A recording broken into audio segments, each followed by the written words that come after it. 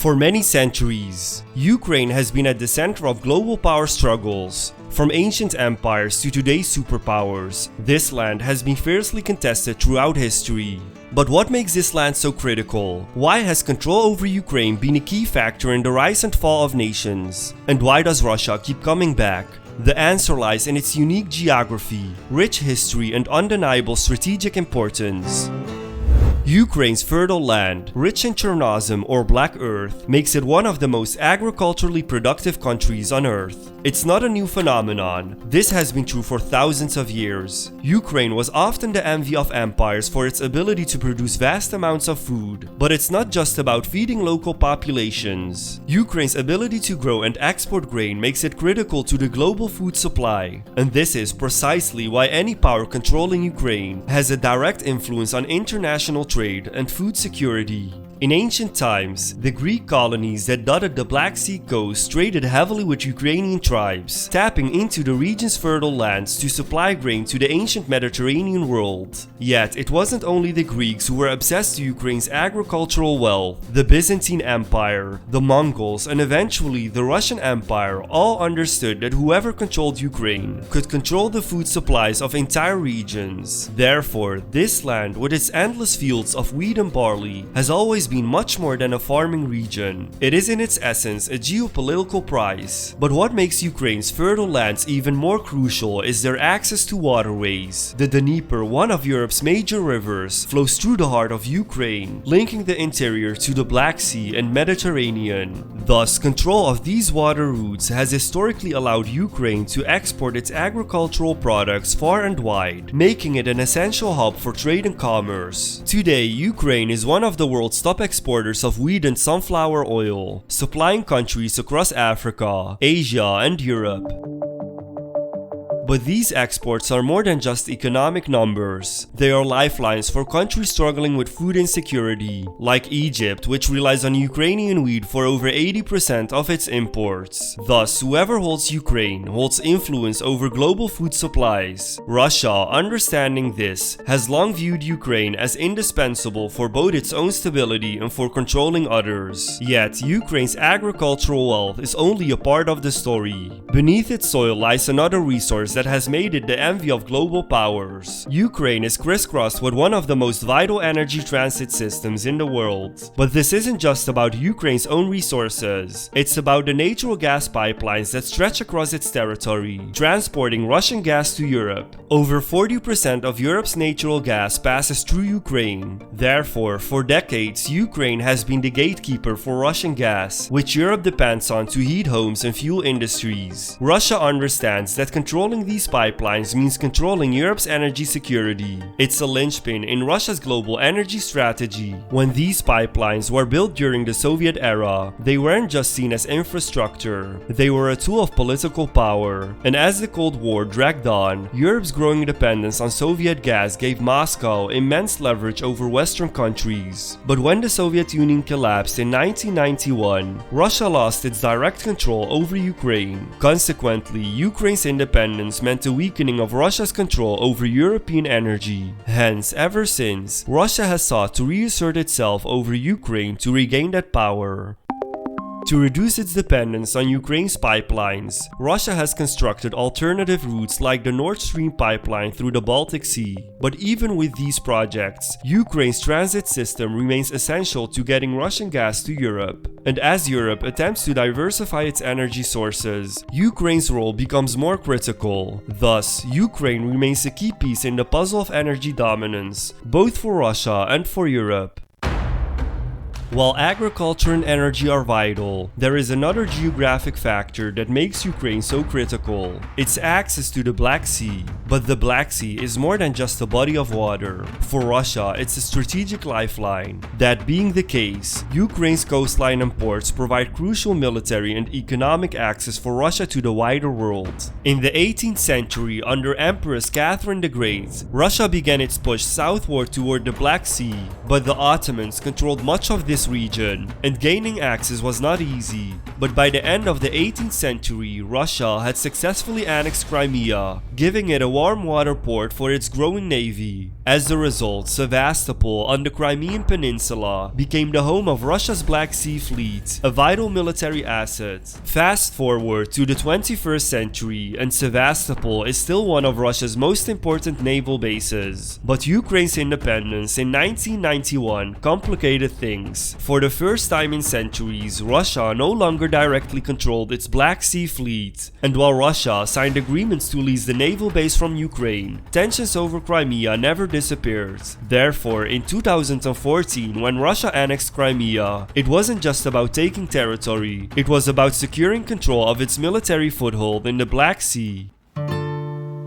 But the Black Sea isn't only about military power, it's also about trade and influence. The Black Sea is a key gateway to the Mediterranean, and through it to North Africa and the Middle East. And controlling this region means having influence over some of the world's busiest shipping routes. Thus, Ukraine's Black Sea ports, especially Odessa, are of immense strategic value. Whoever controls these ports can exert control over global trade routes. However, geography alone doesn't fully explain Russia's desire to dominate Ukraine. There is another factor, one tied to history and identity. Ukraine and Russia share a common historical origin in the medieval state of Kievan Rus, a powerful federation of Slavic tribes that existed over 1,000 years ago. But while both countries trace their roots to Kievan Rus, their ways diverge dramatically. Kievan Rus was a dominant force in Eastern Europe from the 9th to the 13th century, with Kiev as its capital. And during this time, Kiev was the center of trade, culture, and political power. But the Mongol invasion in the 13th century shattered Kievan Rus, with different regions falling under Mongol control or the influence of other neighboring powers. Thus, while Moscow eventually rose to become the center of a new Russian state, Ukraine's historical course became more closely linked to Western Europe.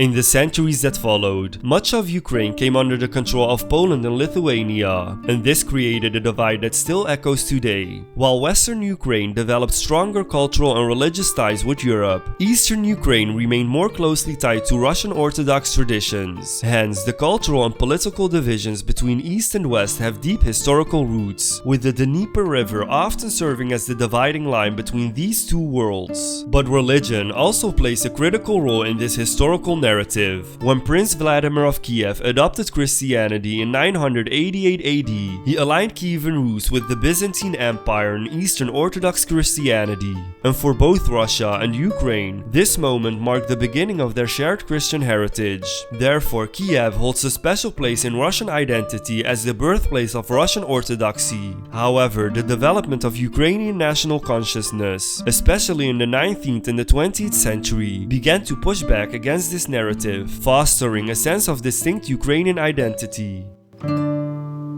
By the 19th century, Ukrainian intellectuals began to cultivate a national identity separate from Russia's, but this was met with resistance from the Russian Empire, which sought to maintain control over Ukraine. Therefore, throughout the 19th and early 20th century, there were repeated efforts to Russify Ukraine, suppressing the Ukrainian language, culture, and national movements. And yet, despite these efforts, a strong sense of Ukrainian identity persisted, especially in the western regions that had been under Austrian or Polish rule. After the fall of the Russian Empire following World War I, Ukraine declared its independence, but this was short-lived, and after a brutal civil war, Ukraine was absorbed into the Soviet Union in 1922. Therefore, for much of the 20th century, Ukraine was part of the Soviet Union, but its unique identity was never fully extinguished. The memory of independence and the dream of a sovereign Ukraine remained strong, especially in the western regions, which had a long history of resisting Russian influence. One of the most tragic chapters in Ukraine's history came during the 1930s under Soviet rule. But this wasn't just a period of economic hardship. It was a deliberate, devastating policy carried out by Joseph Stalin to crush Ukrainian resistance. And this event, known as the Holodomor catastrophe, still casts a dark shadow over Ukraine's relationship with Russia today.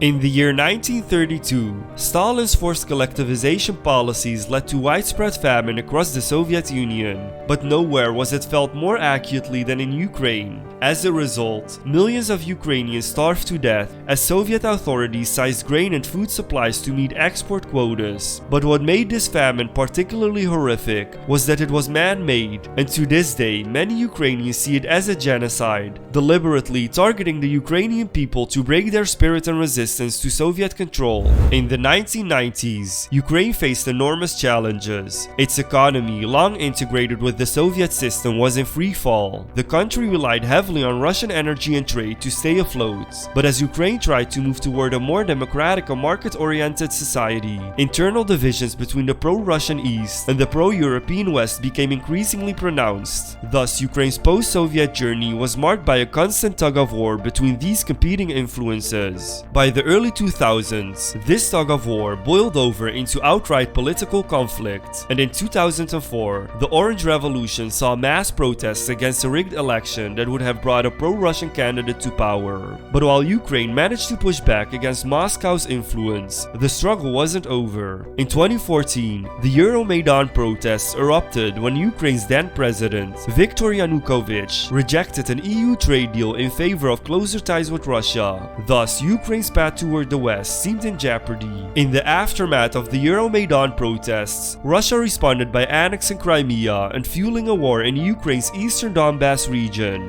And for many Ukrainians, this marked the beginning of a new era of conflict, one in which their country's very existence as an independent state was under threat. But the annexation of Crimea wasn't just a territorial grab, it was a strategic move by Russia to reassert control over the Black Sea, as well as a signal to the West that Ukraine would not be allowed to slip out of Moscow's sphere of influence. For Russia, controlling Ukraine is essential to maintaining its influence over Eastern Europe and ensuring its access to the Black Sea. But for the West, Ukraine represents a front line in the battle for democracy and European integration. Geopolitically, Ukraine sits at the crossroads of Europe and Russia, and for NATO and the European Union, supporting Ukraine's independence is crucial to preventing Russian expansion.